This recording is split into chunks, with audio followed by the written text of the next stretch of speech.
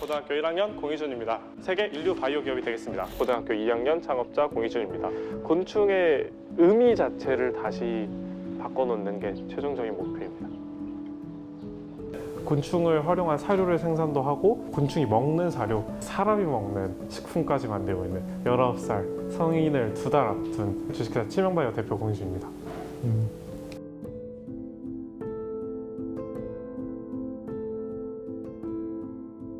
1년 전에 뵀을 때만 해도 저도 이제 채널이 막 태용 이랬다가 2호가 되고 저희도 이제 투자 유치를 받고 그랬는데 똑같이 투자 유치를 받으셨다고 들었어요. 네. 가능하다면 투자 X와 좀 회사의 기본적인 현황들을 좀 네. 알아볼 수 있을까요? 그때 2호 채널에 출연했을 당시에만 해도 직원이 저하고 그다음 아빠 네. 한 분 이렇게 3분이 계셨는데 최근엔 이제 직원이 5명으로 늘고 5명. 3분 정도 지금 채용을 하고 있고 매출도 그때 당시에는 거의 없는 수준이었는데 최근에는 이제 연매출억대 나오고 있고 그때는 당시 청소년이 그냥 아 이런 신기한 재밌는 기업도 있구나 해서 현재 어느 정도 기업 대 기업으로 붙어도 경쟁력을 가질 수 있는 기업으로 성장을 했습니다. 투자 유치 금액 같은 경우는 12억 밸류에이션을 받아서 5% 해서 6천만 원을 투자를 받았습니다. 이게 진짜로 대단한 거예요. 제가 알기로는 19살 때 초기 투자를 전문 VC한테 받은 사례가 정말로 몇 없는 걸로 알고 있거든요. 없죠. 정말 대단하시네요. 감사합니다. 근데 네. 창업을 고등학생 때 생각을 하고 실행을 하는 것도 어려운데 투자를 유치해야겠다라고 생각하는 것도 정말 어려울 것 같아요. 좀 결심의 과정과 좀 유치하는 과정을 좀 들어볼 수 있을까요? 사실 청소년을 떠나서 기업가, 특히 저희 같은 경우는 진짜 공장을 돌리고 있는 제조업이기 때문에 어떻게 보면 투자보다는 융자가 적합한 산업 구조일 수 있는데 투자라는 건 정말 기업들을 많이 본 기업에서 이 기업을 인정을 해줘서 본인의 자본을 넣는 거잖아요. 그래서 제가 성인이 지나기 전에 한 번쯤은 최대한 영향을 끌어가지고 이슈와 또 하나의 사례를 만드는 게 되게 중요하다고 생각을 했어요. 또 이제 곰곰이 생각을 해봤는데 직원이 3명 넘어간 순간부터 제가 멘붕이 오기 시작하더라고요. 이제 저는 심지어 알바도 한 번도 해본 적이 없는 사회생활이 전무한 상태에서 제가 책임을 질 사람들이 생기는 거잖아요.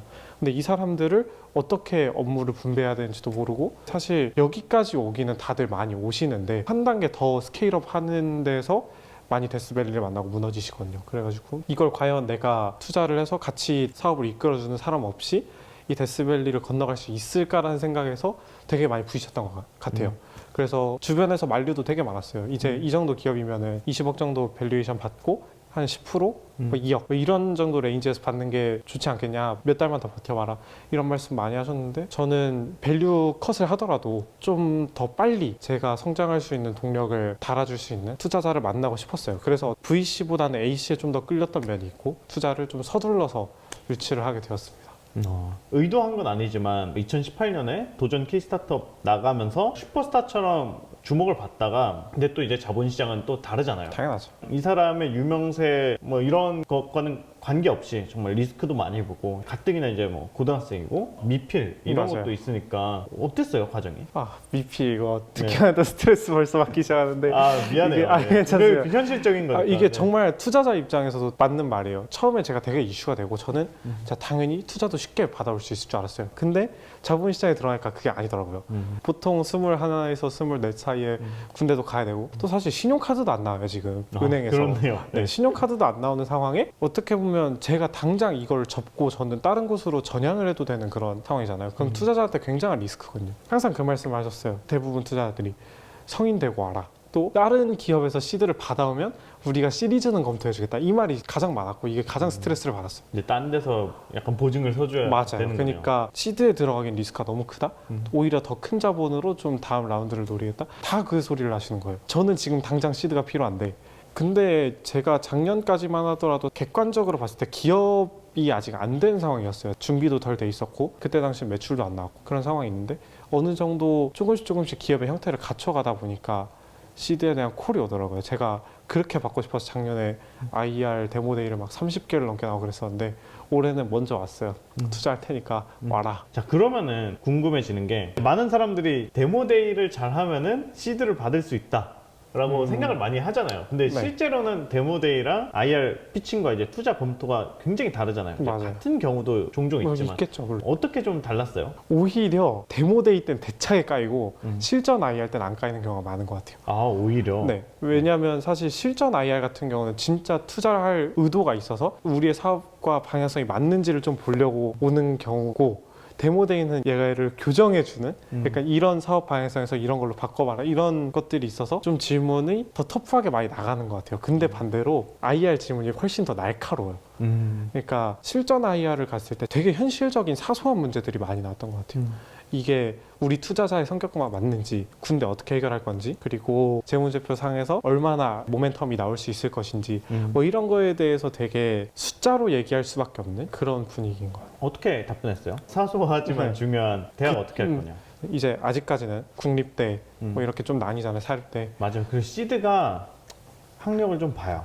많이 봐요. 어떻게 이야기했어요? 어떻게 보면 보증수표 같은 거잖아요. 네, 그렇죠. 저 같은 경우는 오히려 투자자한테 옵션을 줬어요. 나는 지금 할 수 있는 방향이 전문대도 갈 수 있고, 이제 원서 쓰니까 예를 들어 전주대학교 같은 경우 창업 전형이 있거든요. 이런 내가 진짜 전문 경영인이 될 수 있는 방향, 또는 내가 국립대에 가서 관련한 과를 나와가지고 우리 회사에 대한 모멘텀을 높일 수 있는 방향, 이런 여러 가지 방법이 있다. 내가 다 써놓고 일단 다 붙어올 테니까 투자사가 원하는 대학을 내가 진학을 해주겠다라고 옵션을 걸었어요. 그랬더니 어떻게 반응하던가요? 거의 뭐 100점짜리 대답이죠. 아, 사실 이제 가장 제가 중요시했던 포인트가, 어차피 이 사람이 진짜 실제로 우리 회사에 돈을 넣는 거면 이 투자자는 저희를 죽기 살기로 엑셀러레이팅을 해야 되잖아요. 그러니까 분명히 본인들의 경험에 의해서 저한테 분명히 좋은 방향으로 제시를 해줄 거란 말이에요. 그래서 저는 오히려 그게 제가 직접 고르는 것보다 정답이 될 수 있을 것 같아서 그렇게 옵션을 드렸고, 실제 굉장히 만족하시더라고요. 투자 받기 네. 전과 후 달라진 게 느껴지나요? 어떻게 보면 사실 투자에서 가장 좋은 게 네트워크 같아요. 같은 시기에 투자를 받았던 그 기업들이랑 좀 더 뭐 이렇게 표현해도 될지 모르겠지만 하이 레벨의 네트워크도 쌓을 수 있게 되고, 나를 빠르게 성장시킬 수 있는 사람들을 만날 수 있다, 이런 것들을 좀 많이 느끼고 있고, 뭐 지원 사업을 당장 해보더라도 투자액 딱 써 있잖아요. 거기서부터 이제 어떻게 보면 가오가 다른 거죠. 막 이거 뽐낸다 이런 게 아니라 진짜 바람직한 스타트업의 형태로 성장을 해나가는구나, 그러니까 그런 틀도 잡히고 저에 대한 자신감도 생기게 되죠. 이제 투자 못 받는 기업들 상당히 많잖아요. 그런 기업들도 있는데 나도 진짜 열심히 하니까 뛸 만큼 되는구나, 다시 한번 미친 듯이 뛸 수 있게 되는 그런 동력을 얻게 되는 것 같습니다. 투자라는 게 그냥 빚을 지거나 맞아요. 무조건 네 돈으로 해라. 이제 투자자들 뭐 간섭 받는 거 안 좋다 막 이런 색안경을 갖고 계신 분들이 꽤 많은 것 같아요. 근데 그 자체가 자본시장에서 갖는 의미가 있고 신뢰가 있고 이제 나를 약간 좀 다른 궤도에 올려놓잖아요. 네네. 네, 좋네요. 예. 내년도에 이제 20살이잖아요. 네. 내년도에는 뭐가 되고 싶어요? 내년도엔 제가 최연소로 프리팁스 프리팁스. 가져오고 싶고요. 아직 아마 20살이 받은 경우가 없을 거예요. 그리고 제가 앞으로 10년 안에 최연소 IPO 한번 가보고 싶습니다. 최연소 IPO. 네. 25 이전에 아마 IPO 해야 될 거예요. 분명 어렵지만 사실 생각해보면 17살 때 K-스타트업 구등하는 게 더 어려울 수 있거든요. IPO 하는 그쵸. 것보다. 네.